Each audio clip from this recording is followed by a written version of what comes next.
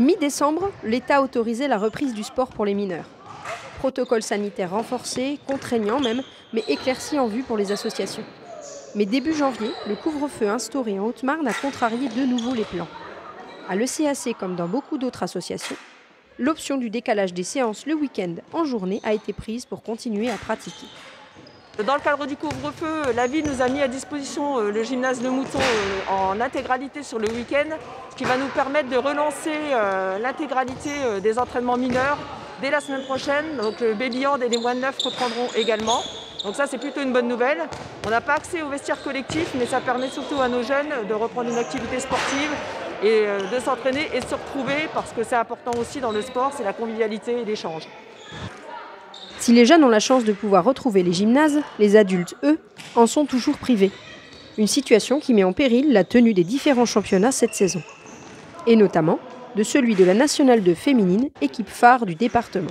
Jean-Louis Dugraveau, le président du comité départemental Haute-Marne, joint par téléphone, confirme.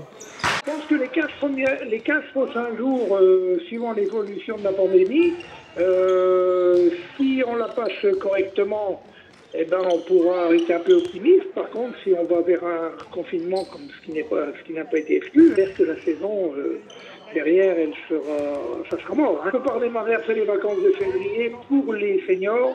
Je crains que ça soit saison blanche. On a quand même tout le championnat senior qui est remis en cause. On a quand même une équipe en National 2. Donc on a des inquiétudes sur le sujet, surtout qu'on a eu une première partie de championnat très compliquée. Donc pour l'instant, on attend le retour de la Fédération française de handball qui annonçait peut-être un championnat blanc. C'est-à-dire que si reprise de championnat seulement en mars ou avril, le championnat n'aurait aucune valeur et chaque équipe resterait dans son niveau et jouerait juste pour le principe de jouer. C'est l'inconnu, on ne s'en cache pas. En plus, c'est difficile de garder contact avec nos joueuses qui, on vous le rappelle, en grosse majorité sont des étudiantes. Donc le plus difficile, c'est ça, c'est de pouvoir garder contact et avoir un vrai projet de club, mais on ne se l'interdit pas, bien au contraire. On est une nouvelle équipe complète et en plus, on se retrouve avec la situation Covid dès la fin octobre, donc on n'a pas pu énormément travailler. Donc notre objectif, c'est de garder nos joueuses déjà et de pouvoir travailler sur un vrai projet sur la N2, mais également sur toutes nos équipes. Le protocole sanitaire actuel obligeant à une pratique du handball sans contact, le CAC a investi dans du matériel original.